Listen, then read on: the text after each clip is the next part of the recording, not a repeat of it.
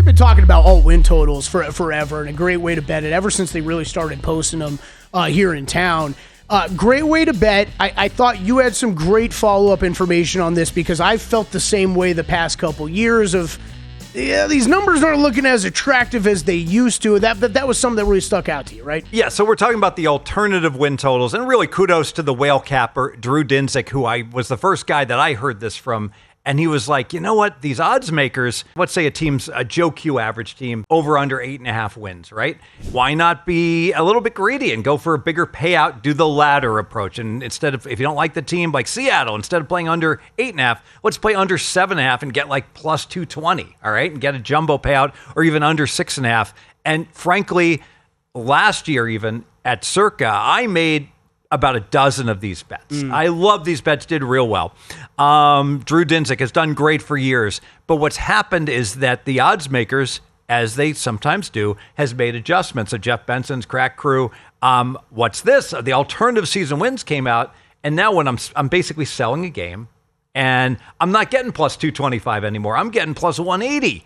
And it's not enough. I mean, I need to get 100 cents better in general, meaning what do I mean by 100 cents? If I was about to bet a team under 8.5 at even money, now if I bet them under 7.5, I need plus 200, and I'm not getting it anymore. So that's an example of something that was really good. I hate to talk about stuff that kind of has gone away. So a lot of people... It's like teaser pricing, though. Right? It's exactly like teaser price. Teaser's great. 6-point NFL teasers, minus 110, minus 130, in the trash can, no good. Books start to get beat. They're going to adjust the prices, and this is what happens. This is why we try to make as big a deal of these things when they are a good time to be betting into them, right? And so what happens is that if in the year in review, anyone who reviewed how we're betting futures, right? We want to bet these alternatives like the last 3 years they've done great, and so it makes logical sense. Let's bet alternative totals, but now the books have adjusted, so I would pump the brakes on the value being there. But warning, little math, danger. If you just price like a binomial distribution based upon like the point spreads on all these teams, Drew is absolutely correct. There's more variance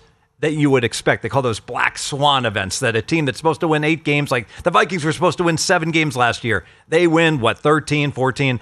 So there's teams that do much better or much worse, more so than you would expect, but now the books are adjusting for that. Yeah, so this is, we're about to throw up a graphic on screen now. Keep in mind, this does not take into account pricing for this, but to the point of how successful these are, you just look at year by year over the past 3 years. Last year alone, you had 13 teams that were plus or minus 3.5 wins from their posted win total. 6 plus or minus 2.5, and 6 that were plus or minus 1.5. And Steve, that is not doubling up on teams. So that is a team that had 3.5 is not also included in the count for 2.5 and 1.5.